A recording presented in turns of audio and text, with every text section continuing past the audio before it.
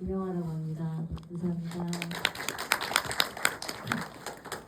안녕하세요. 팀장 역할한 박봉준입니다.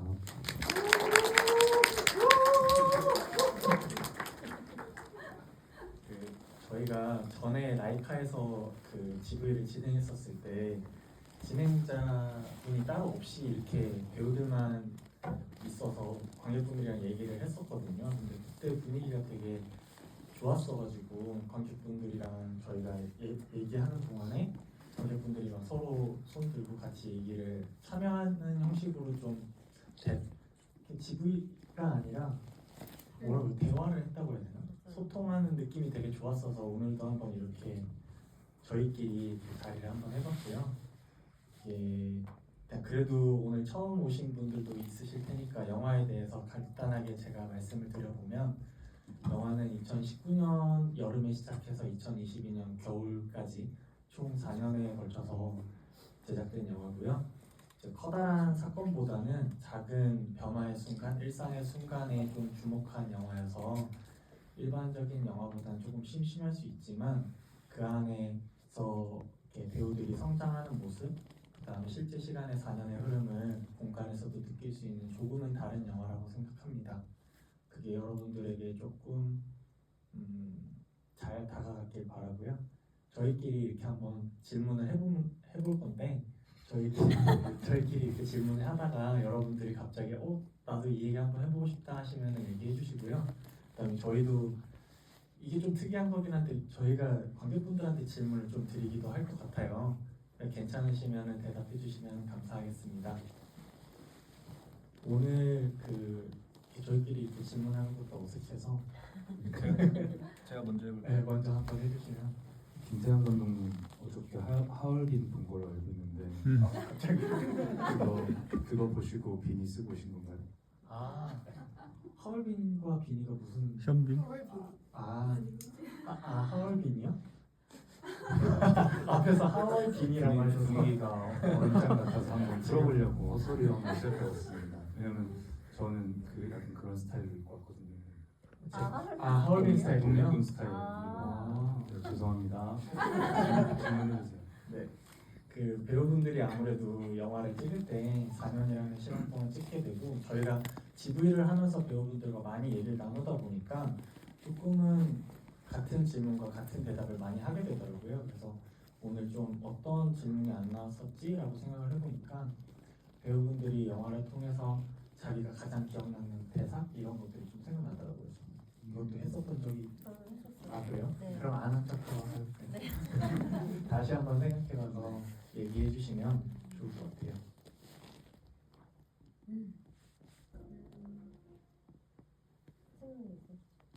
저요? 본인 대사에서. 제 대사요? 네. 저는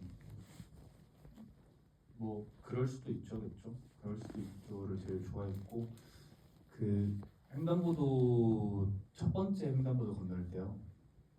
그때 이제 대부분 이명화 배우의 그 서사로 빠져들어서 대부분 그때는 보셔가지고 아마 제 얼굴을 잘 안 보실 텐데 그때 그럴 수도 있죠라고 하면서 표정으로 살짝 이 남자에게 뭐가 있다를 제가 표현하거든요.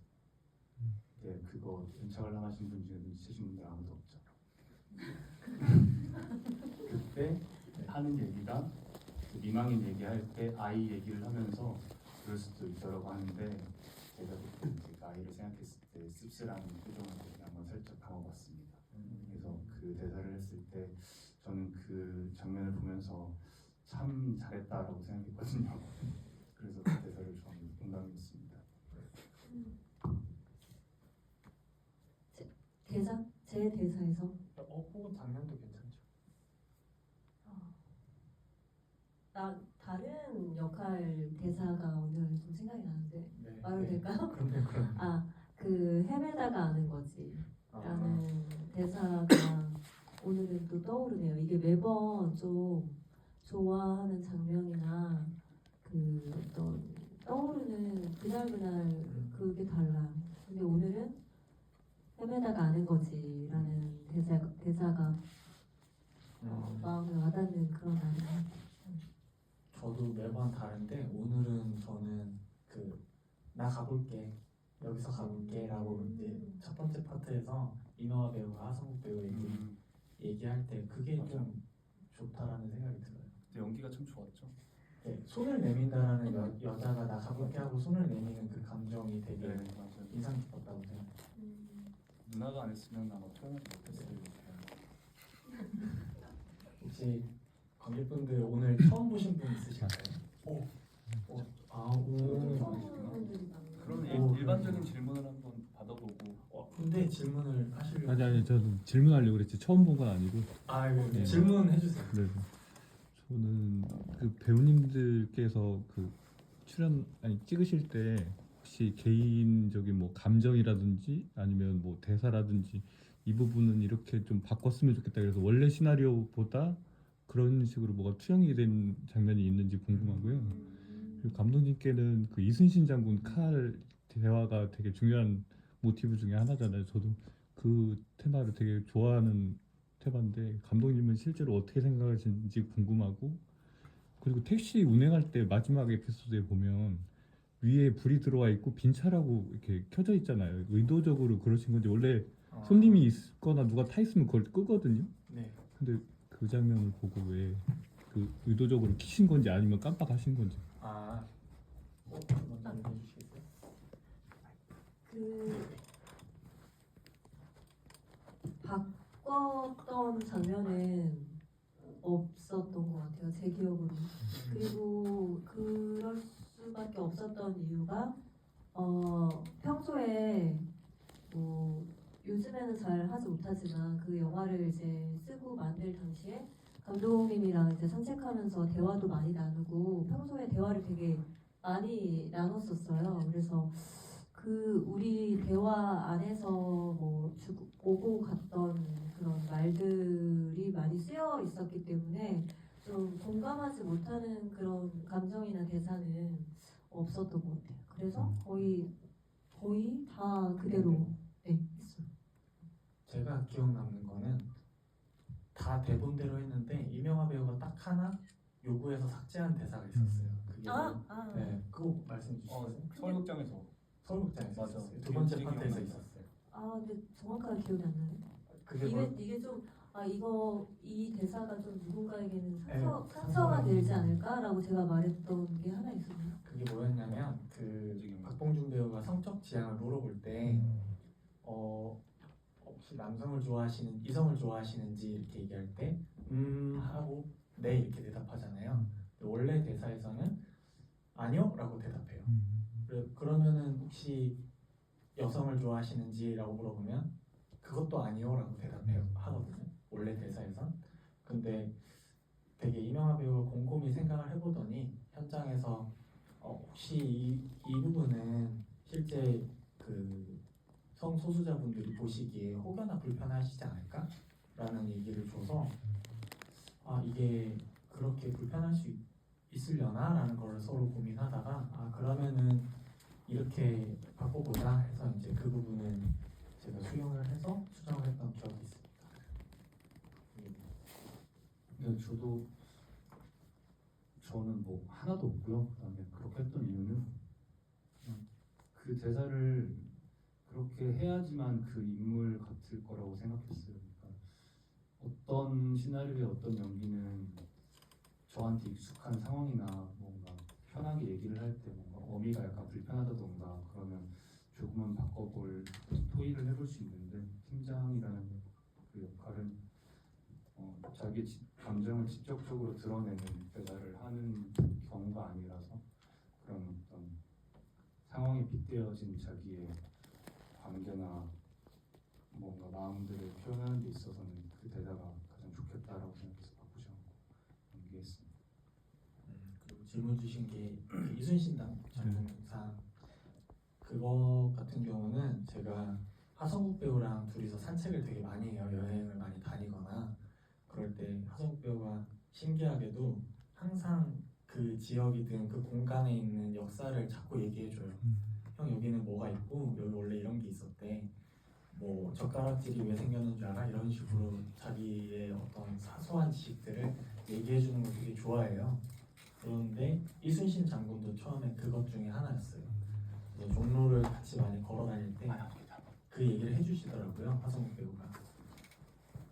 전국에 있는 이순신 동상 중에 유일하게 광화문에 있는 동상만 오른쪽에 칼집을 들고 있다고.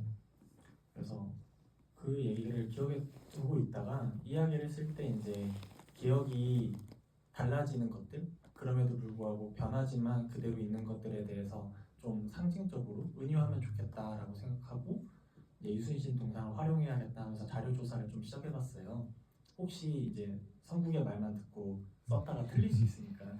그래서 자료 조사했는데 실제로 다 틀렸더라고요. 이렇게. 다 반대로 알고 있는 거예요. 그래서 아 이거 큰일 날 뻔했다 하고 이제 자료 조사한 것들을 이제 토대로 영화에 담았고, 틀렸길래 첫 번째 파트에서 남자가 기억을 자꾸 다르게 하는 것도 이대로 반영해도 되게 재밌겠다라고 생각을 했었고, 두 번째 파트에서 이제 팀장이 얘기하는 부분들이 좀 실제로 제가 자료 조사에 근거한 이순신 동상에 관련한 비화입니다. 진짜 많은 이야기들이 있어요. 그래서 여러분들도 이순신 장군 광화문 동상 이렇게 비화 찾아보면은 생각보다 많은 재미있는 이야기들이 그 안에 있더라고요. 그리고 또 질문 주신 게 그 택시에 위에 불 택시는 손님을 태우면 끄는 게 맞는데 이 사람들은 손님이 아니잖아요. 이 사람들이 돈을 결제할 게 아니기 때문에 그 미터기를 켜는 순간 그게 꺼지는데 미터기를 안 켜서 그런 거예요. 자기가 태워준다고 해서. 그게 이제 또 개인 택시가 아니라 회사 택시인데 자기가 그걸 누르게 되면은 돈이 세지니까 꺼져 있는 설정을 실제 택시 기사님한테 여쭤보고 빈차라는 거 설정으로 유지를 해서 갔습니다. 그리고 그거를 아예 끄면은 불법이라고 하지 않았어요? 맞아요. 음. 운전할 때 아예 꺼버리면 불법이라고 하더라고요. 그래서 촬영 감독님은 불빛이 계속 나니까 거슬려서 끄면 안 되냐 했는데 안 꺼야 되는 게 맞다라고 얘기하고, 택시 기사님들이 나중에 영화 보시면 불편하실 수 있으니까 그래서 이렇게 했고요. 혹시나 또 궁금하신 분, 네 저기 네. 감사합니다. 저 혹시 여러분들 앞에서 질문 주신 분의 목소리가 잘 안 들렸을까요? 그러면 뒤에 있어요. 네, 저 처음 봤는데 네. 처음 봐서 좀 가벼운 질문일 수 있는데, 이 영화의 배경 장소가 일제구역 광화문이잖아요. 네. 뭐 특별한 이유가 있으신지 궁금하고, 제가 이제 그냥 생각하기로는 약간 이 스토리에 제일 맞는 뭔가 장소이신 건지, 뭔가 특별한 이유가 있을지. 왜냐면 제가 그 촬영 장소가 저희 을지로에 살고 저 회사가 바로 거기 광화문집 김치찌개집 바로 앞인데, 진짜요? 네, 그러니까 10년 넘게 그 장소에서 매일 일하고 이렇게 거의 왔다 갔다 하면서 약간 좀 감성적인 것보다는 좀 지루하다 일상이 그랬던 장소가 약간 영화를 보고 너무 촉촉하게 지금 감성이 생겨서 그게 좀 궁금했습니다. 이게 그 외국 사람들이 한국에 와서 사진 찍은 관광 사진들 보면은 되게 이상한 데 많이 찍잖아요. 그냥 전봇대 찍어놓고. 근데 확실히 관점이 다르니까 좀 우리가 맨날 아는 한국이고 공간인데도 좀 다르게 보이긴 하잖아요. 그것처럼 제가 서울에서 살지 않았거든요. 그래서 되게 지방 산골에서 살았는데, 그러다가 서울에 올라오니까 그 서울에서 보이는 것들이 저한테는 되게 신기하게 보이는 거예요, 제 눈으로는. 그리고 이제 서울에서 산 지도 정말 오래 됐는데도 불구하고 여전히 그 공간이 저한테는 계속 신기한 거예요. 서울이라는 공간과 특히나 그 광화문 일대가 되게 신기한 건 진짜 공사가 끊임없이 계속 이루어지고 있고 변하고, 게다가 또 신기한 건 할아버지 할머니 분들도 되게 많으신데 요즘엔 또 힙지로라고 해서 되게 젊은 사람들도 많잖아요. 그게 되게 흥미롭게 느껴졌고, 그래서 그 공간에서 영화를 찍어야겠다라고 생각했어요. 이렇게 영화가 시간을 어쩌다 보니까 다루고 있는 것 같거든요. 그래서 그 시간성을 다룰 때 현대적인 것, 되게 과거의 무언가, 궁궐 같은 것, 그 다음에 미래적인 어떤 커다란 빌딩들, 그 뒤에 있는 작은 가게들이 시간성을 표현하기에 혼재되어 있으니까 이 인물들이 거리를 돌아다니는 것들이 자기들의 기억을 돌아다니는 것처럼, 그 다음에 공사 중이니까 뭔가 계속 배경을 봤을 때 이들의 기억이 계속 허물어지고 세워지는 것처럼 보여주길 바래서 광화문이면 좋겠다라고 생각했었고요. 아마 다른 곳들도 공사 중인 공간들은 많겠죠. 그런데 서울극장도 있고 그 극장이 오래된 극장들이 그 반성사나 이쪽에 많이 있잖아요. 그 종로 쪽에. 그래서 굳이 그 공간을 선택했던 이유들은 가장 서울스럽다라고 저는 생각해요. 가장 서울에서 가장 오래된 서울의 공간이잖아요. 종로일 때는 그런 부분들이 있었고, 그 다음에 제가 두 번째 이유는 이명화 배우를 첫 번째 파트에서 이명화 배우가 남자를 두드리잖아요. 그것처럼 실제로 이명화 배우가 저를 그 공간에서 어깨를 두드렸어요. 그게 이 영화의 시작이 됐던 거라서 그 장소 말고는 다른 데가 생각이 안 나는 거예요. 그날에 함께 산책했던 그 길이 되게 인상 깊었었고, 그래서 여기서 찍어야겠다라고 생각을 했었습니다. 제가 실제로 그날 2019년에 여름에 제가 찍은 단편이 이제 서울극장에서 상영을 해가지고 가는 길에 진짜 오랜만에 우연히 만나게 됐어요. 그래서 이렇게 실제로 서울극장 이쪽으로 가는 거 맞아? 막 이러면서 예상이 없던 같이 또 산책을 하게 됐죠. 그래서 막 이야기 대화를 나누고 얼마 뒤에 이제 그거를 토대로 시나리오를 써서 보내줘서 첫 번째 파트가 찍게 된 거예요. 그래가지고 이제 이 영화의 시작이 됐죠. 예, 이명화 배우가 이 영화 개봉할 때쯤에 이재훈 배우가 운영하는 유튜브 채널에 출연했었거든요. 거기서 저를 그렇게 지칭하더라고요. 크고 까만 애라고. 크고 까만 애가 지나가서 두드렸다고요. 저희 친구들 동료들 사이에서는 약간 저가 그냥 까만 애로 통하거든요. 그래가지고 무튼 이거는 사담이었습니다. 혹시 또 질문 있으신 분? 네.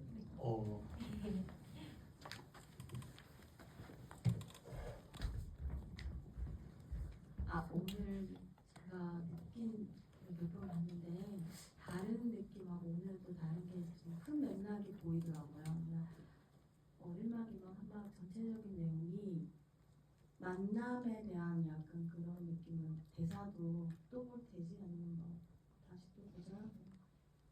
이게 만남에 대한 대사가 하나씩 꼭 있더라고요. 그래서 그 대사에 그 어떤 의미를 두고 만드신 건지 그리고 여기서는 다시 생각나네요. 그 의미를 좀 알고 싶다. 그리고 어저께 제가 종로를 가서 이제 한번 봤는데 그 길을 걷다가 순간 여기 앵글을 어떻게 잡으셨는지 어디 위치에서 잡으셨는지 갑자기 궁금해지는 거예요. 그러니까 인파가 너무 많아서 좀 놀랬거든요. 거기에서 어떻게 찍으셨는지 그리고 제가 사진을 되게 좋아하는데 찍고 싶은 그 각도가 정확하게 안 나오는 거예요. 그래서 어디서 그 넓은 그 이순신 동상에 있는 그 샷 있잖아요. 거기서 어떻게 잡으셨는지 한번 궁금해서.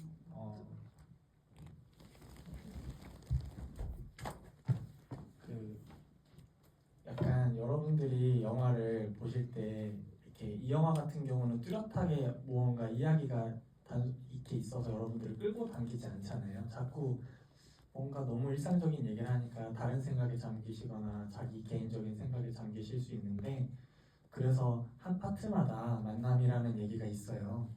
그런데 약간 첫 번째 파트도 그렇고 두 번째 파트도 그렇고 의도했던 부분이 뭐였냐면, 이들은 처음 만나서 우연히 만나서 걸어갈 뿐인데 그 우연히 만나서 걸어가는 그 길들이 연애 생로병사처럼 보이면 좋겠다라고 생각하면서 대사를 썼었거든요. 그래서 사실 이 둘만 예로 놓고 보면은 처음에 이 남자가 관심을 표해서 이렇게 경계하던 여자가 그 경계를 풀고 걸어가기 시작해서 서로에게 호감을 갖고 서로 맞아가는 것들. 그거 안 해요 하면서 호감을 갖기 시작하잖아요. 근데 걸어가다가 이제 서로 사랑을 고백하게 되고, 그리고 서로의 의견들을 물어보죠. 가치관들을. 애가 있는 거 영화 어떻게 생각하냐 이렇게 물어보면서 서로 떠보고, 그 흐름 이후에 결국에 남자가 처음에 그럴 수 있지라는 것들을 마음에 들어 하는데 나중에 그럴 수 있지 않은 건 여자가 짜증내잖아요. 또 그런다 이렇게. 그러니까 처음에 사랑에 빠져도 어차피 계속 되다 보면 같은 이유로 되게 사람이 질리게 되잖아요. 그러니까 장점이었던 게 단점이 될 때도 있고, 그런 것들을 좀 이렇게 일상적인 대화지만 느껴보면은 이렇게 영화를 다시 보면은 시처럼 좀 표현될 수 있지 않을까라고 상상했어요. 그래서 첫 번째 파트의 만남도 우연히 만나서 헤어질 때 약간 너랑 만나서 참 고마웠어라고 인사하고 가잖아요. 그게 이별을 고하는 것 같고, 두 번째 파트에서도 오늘은 여기서 가볼게요라고 말하면서 이별을 고하는 것들이 만나지만 다시 헤어짐을 얘기할 수 있으니까 만남은 필요했던 대사 같아요. 그래서 세 번째에서도 또 보자라는 대사들도 결국엔 또 언젠가 다른 데서 만날 수 있잖아요. 혹은 못 만날 수도 있으니까 뭐 그런 것들을 좀 여러분들에게 상상해 볼 수 있게 하고 싶어서 그렇게 대사를 썼었고요. 그다음에 카메라의 위치는 저는 다 기억하거든요. 어디서 찍었는지. 그리고 실제로 제가 그 엘라님 여러 번 뵈가지고 제가 그 닉네임을 알거든요. 엘라님이 찍어주신 그 스팟들이 비슷한 곳이 맞아요. 비슷한 곳이 맞고 그 앵글은 아마 이제 사진을 좋아하시니까 렌즈마다 차이가 있을 것이고, 그리고 생각보다 영화를 어렵게 찍지 않아서 대놓고 찍었어요. 이렇게 어디에서 숨겨놓고 찍지 않았기 때문에 그 카메라가 어디지라고 지금은 VOD도 판매가 되거든요. 그래서 VOD 보시면서 그런 거 있잖아요. 인스타그램에 보면 그 촬영 장소에 사진 이렇게 대가지고 찍는 것처럼 비교해 보시면 어딘지 금방 찾으실 거예요. 아니면 나중에 제가 이렇게 연락을 스팟을 이렇게 찍어서 알려드릴게요. 혹시 또 질문 있으신 분 있으실까요?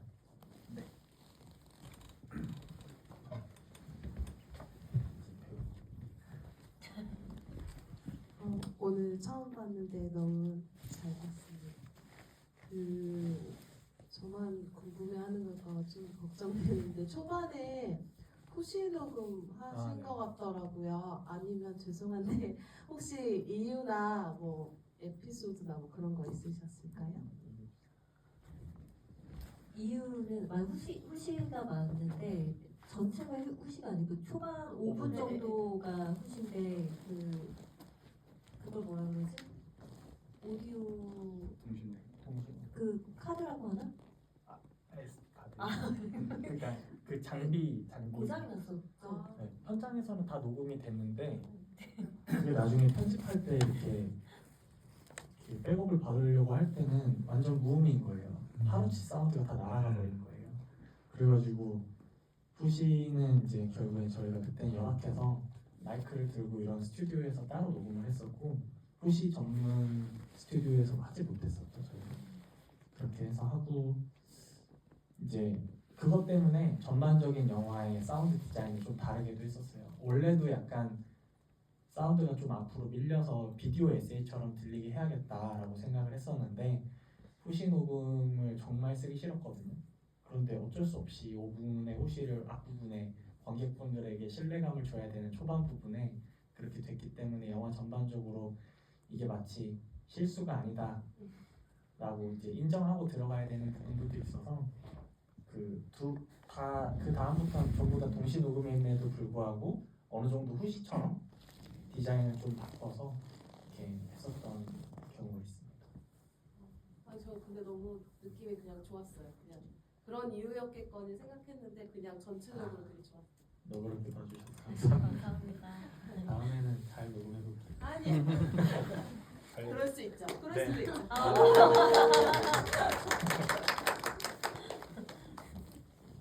또 질문 있으실까요? 네. 네. 마이크 그냥 계속 갖고 계셔도 될것 네, 같아요. 저희가 크게 크게 말할게요. 얘기할게요. 네. 괜찮습니다.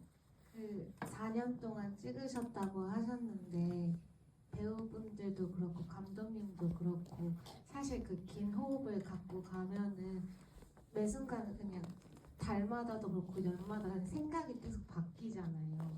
근데 그 하나의 생각을 어떻게 그 긴 시간 동안 잘 이끌어 갔는지, 그리고 여자 배우님이 그 담배 피실 때 하늘을 보는 이유가 그게 그냥 평소 습관인 건지 의도된 건지.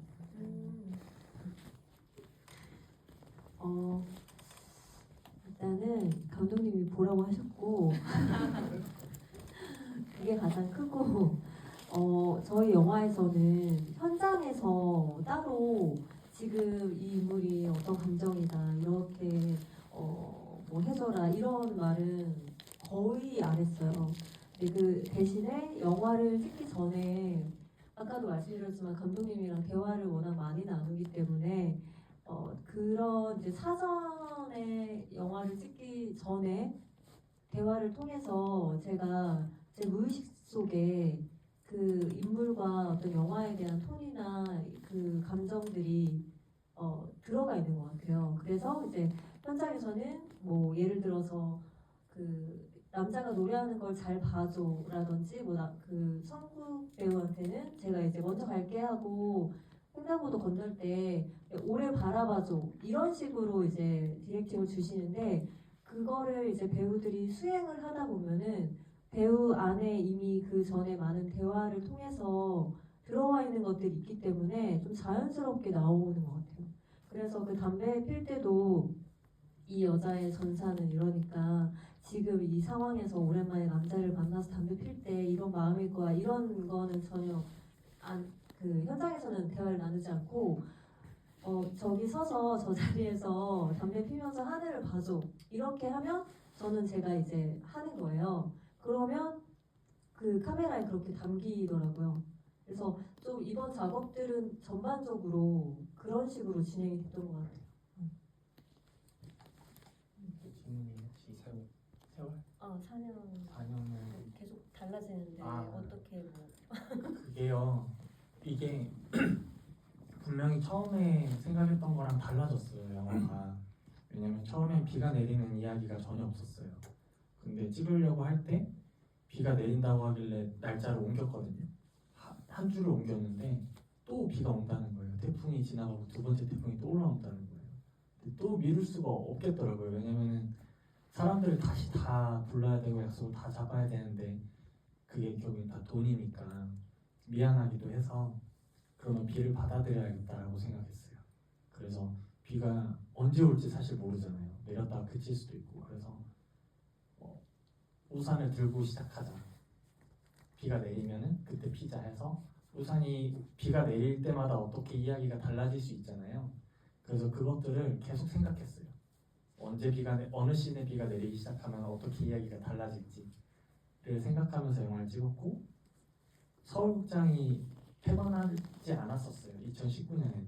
그래서 서울극장에서 섭외를 해서 찍어야겠다라고 생각했는데 코로나가 터지게 되고 이제 촬영이 무기한 연장이 되면서 서울극장이 폐관한다는 거예요. 그러면서 서울극장이 폐관하는 사실을 시나리오에 적용을 했어요. 그런 식으로 정해놨지만 큰 방향에서 틀어지지 않는다면 모든 걸 다 수용하면서 영화를 만들었던 것 같아요.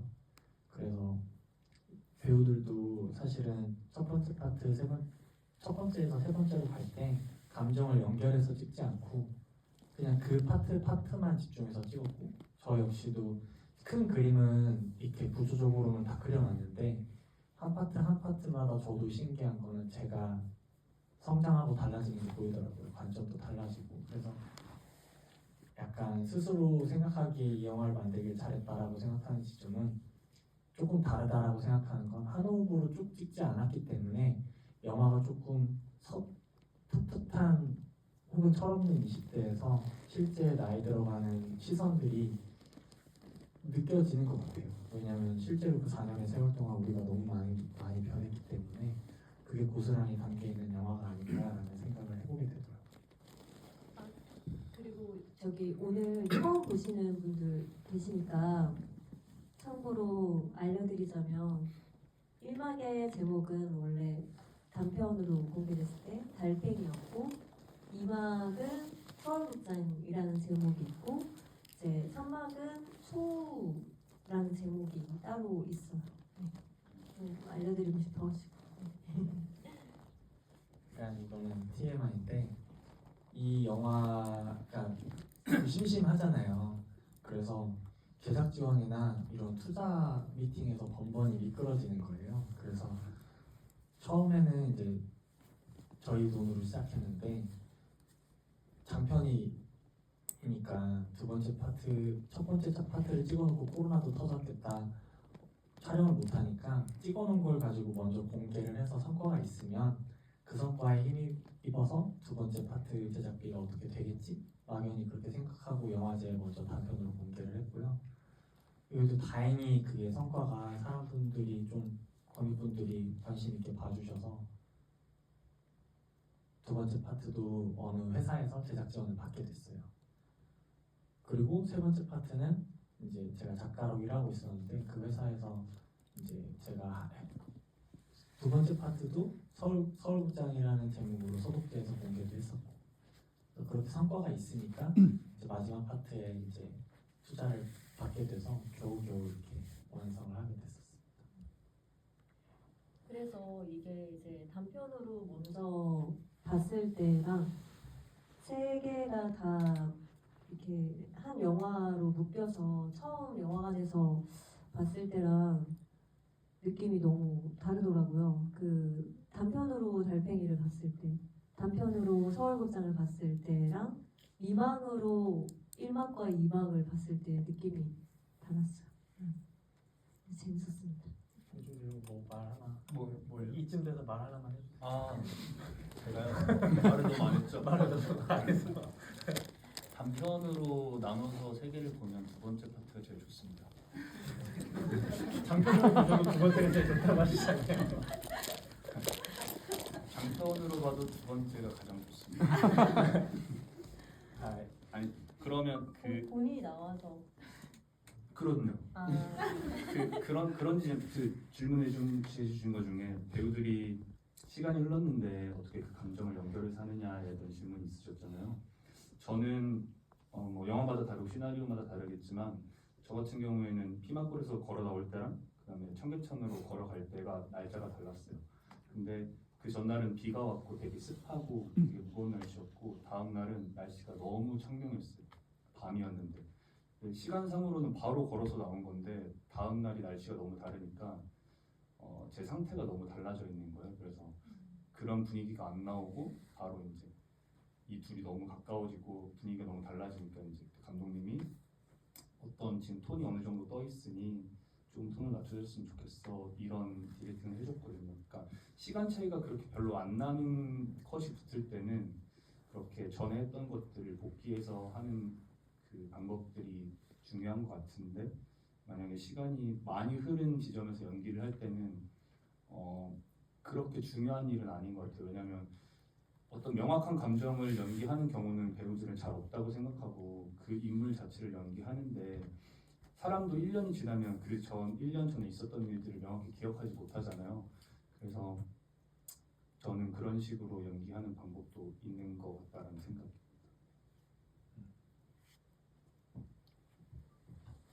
저가 이쯤에서 하나 정보를 여러분들이 궁금해하실 거라고 생각하고 말씀드릴게요.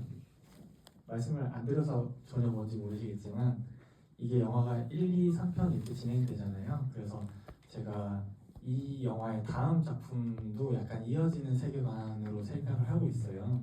근데 이제 약간 멀티버스 같은 건데 하성국 배우와 이명화 배우가 그 영화에서 결혼한 상태에서 시작하고요.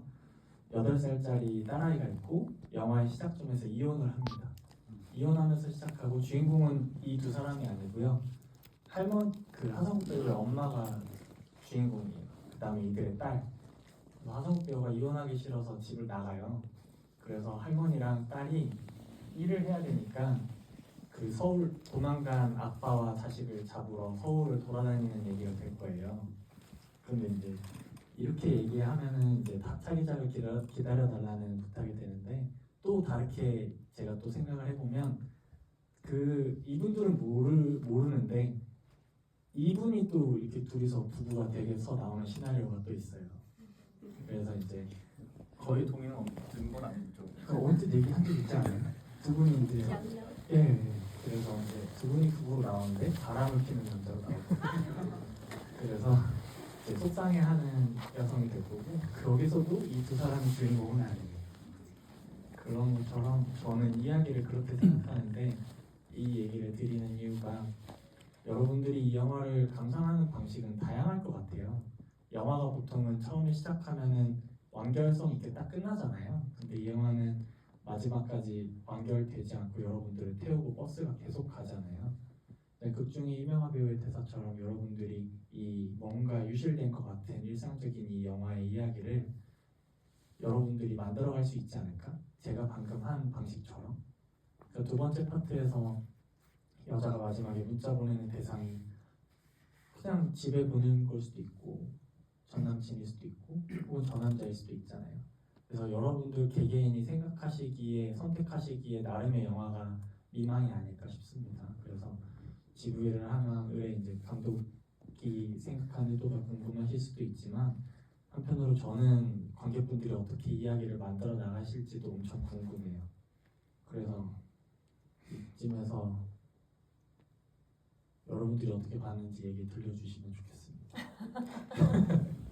각자 다르더라고요. 영화를 해석하시는 방식이. 혹시나 그 자신의 소감이 아니더라도 질문이 있으시면 질문을 해주셔도 좋고, 혹은 소감이 있으시면 나는 이렇게 봤는데 이게 맞나요? 혹은 나는 이렇게 봤는데 너는 그렇게 봤니? 이렇게 질문해 주실 분이 있으시면 혹시 선하고. 오. 은영님. 네. 이름을 제가 실명 거론은 조금. 닉네임이요. 죄송합니다. 우선은 일만을 축하드리기 위해서 이제 바람을 뚫고 날라왔습니다. 어쩌면 지금 제가 드리는 질문은 질문이 될 수도 있고 소감이 될 수도 있을 것 같아요. 근데 이 질문은 제가 첫 관람 때 좀 의문을 갖고 있었던 부분이기도 하거든요. 그 첫 관람을 하고 이제 후기 글을 쓸 때 특히 세 번째 파트 이제 한자를 쓰는데 처음에는 제가 적을 소자를 썼어요. 근데 쓰다 보니까 이게 적을 쏘였나 작을 쏘였나 순간 헷갈리는 거예요. 이게 내용 자체로 봤을 때는 적을 쏘가 맞거든요. 적게 내리는 비. 그래서 조금 의아해하는 순간 이제 한 번 더 보게 됐어요. 그래서 확인을 받게 됐는데 보니까 작을 쏘였던 거예요. 그리고 공교롭게도 이제 마지막에 네 번째 제목에 제 미망에서 그 미자도 작을 미자였잖아요.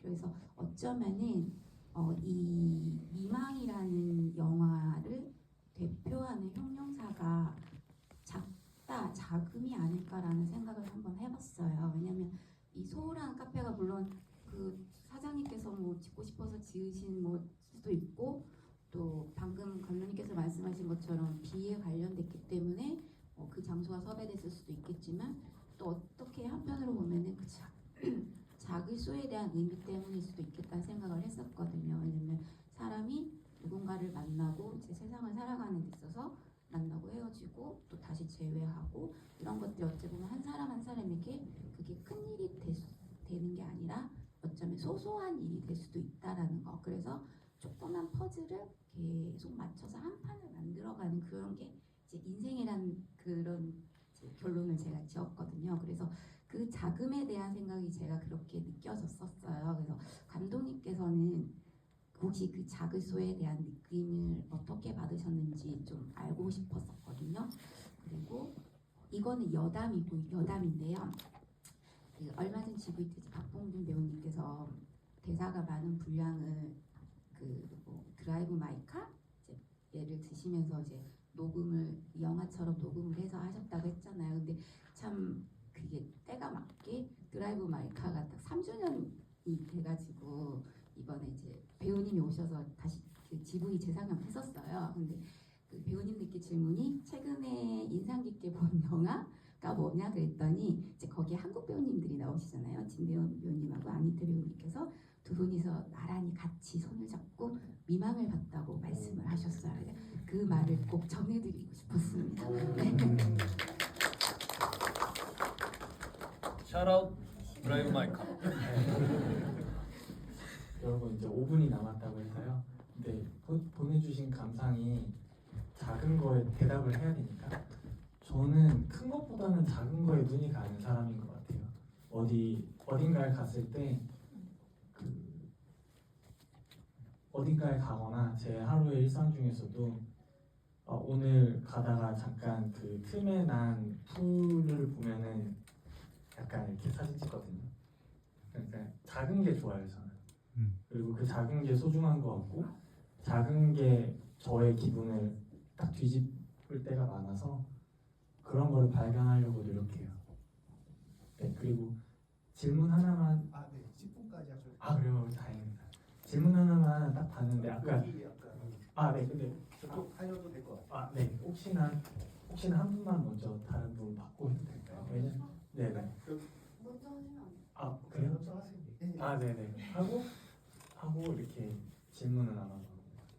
예, 제 안 동생이 이망을 먼저 보고 와가지고 감독님이 코엔 형제를 좋아하신다고 지부 때 말씀하셨다 그랬는데 저는 영화를 보면서 한국의 미켈란젤로 안토니오니나 차이밍양 좋아하는 감독이 만들었을 법한 공간이 주인공인 영화가 나온 게 되게 반가웠는데 혹시 안토니오니나 차이밍양 좋아하시는지는 하나 궁금하고 촬영 방식에 있어서 그 망원 렌즈를 많이 쓰시는지 포커스 날려가지고 이렇게 찍으셨거나 이렇게 반사시켰거나 그런 거 되게 인상적이었는데 어떤 그 촬영의 원칙이나 뭐 그런 게 좀 어떤 식으로 찍으셨는지 좀 여쭤보겠습니다. 우선은 말씀해주신 그 영화 감독님들을 되게 좋아하고요. 그러니까 저는 다 좋아해요. 안 가리고 다 좋아하고 공포 영화 빼고 다 봅니다. 일단 그런 편이고요. 그다음에 그 촬영의 원칙은 영화 속에서 그림 원칙을 얘기하잖아요. 그러니까 그 그림 원칙처럼 촬영을 하겠다라는 게 저의 목표였고 생각보다 이렇게 망원 쪽에 가까운 렌즈를 쓰지 않았어요. 포커스가 나가 있으니까 망원처럼 느끼실 수 있는데 그거는 이제 필터 때문에 이제 포커스가 얇아진 거고 35mm만 썼습니다. 그래서 생각보다 좀 이렇게 망원은 아니잖아요. 그래서 이제 그렇게 촬영했다라는 점을 말씀드릴게요. 그래서 답변이 잘 됐을까요? 저는 그 종로 3가에 인디 스페이스하고 서울아트 시네마가 있었을 때부터 그때 봤던 영화들이 참 재밌었던 것 같아요. 그 생각이 드는 느낌이라서 두 번째 편 저도 좋아합니다. 역시 영화 볼 줄 아시는 그리고 질문 드리고 싶은 거는 오늘 두 번째 관람이었거든요. 근데 뭐 변화에 대한 대사들이 많이 들리더라고요. 뭐 하나도 안 변했다라든가 좀 바뀌는구나 뭐 그런 대사들이 잘 들려가지고 저는 변화에 대한 것을 접할 때 변하지 않는 게 오히려 정체되고 있는 것을 좀 경계하는 성격이었는데 요즘엔 너무 많은 것들이 변한다고 생각을 해서요.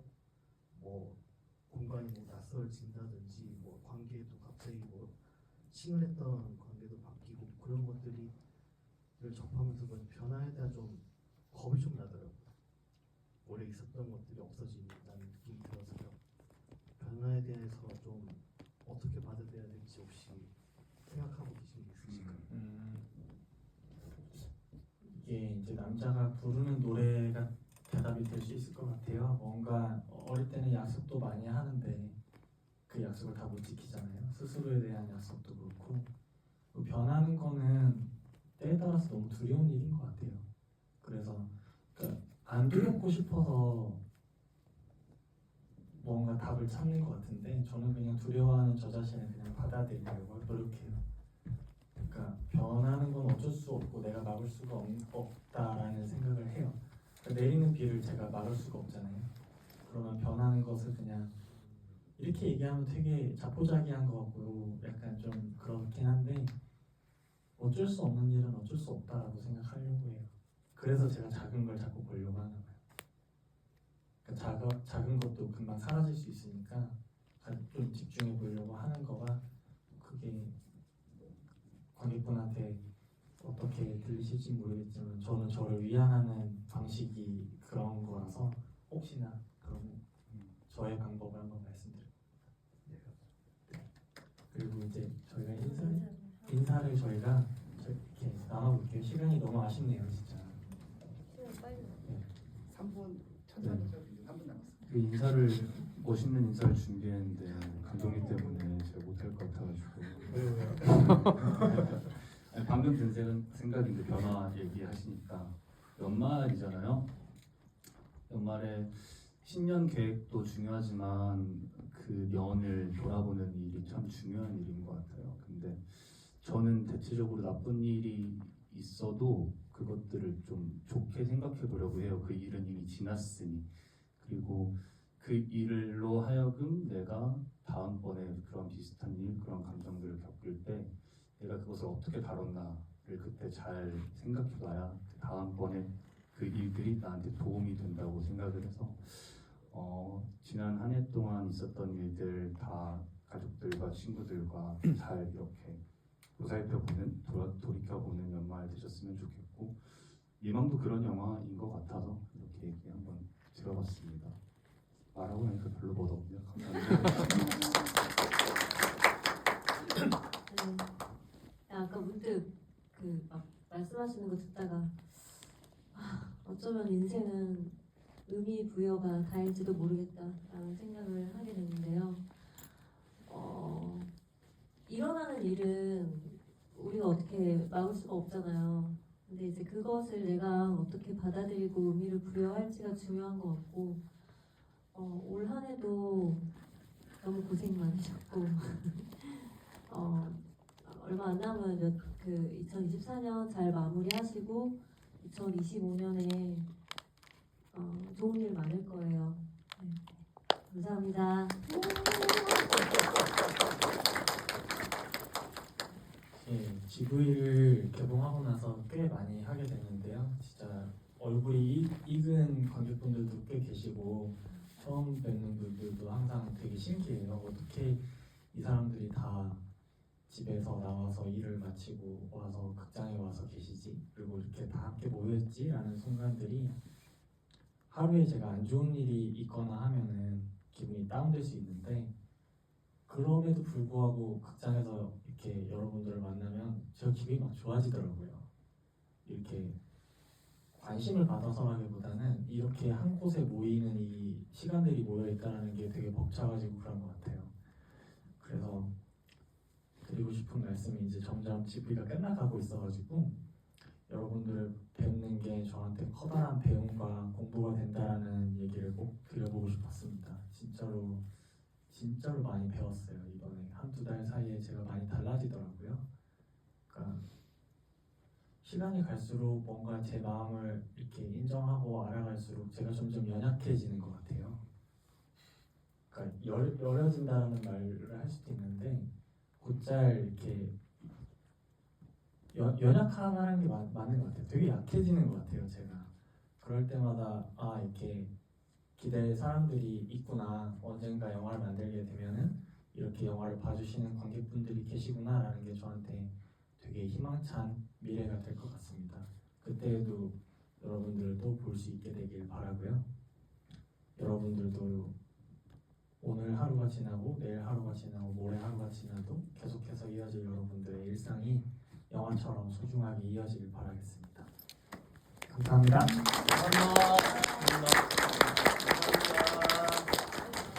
오늘 보시고 또 주변에 저희 광따일이 앞으로도 몇 차례 더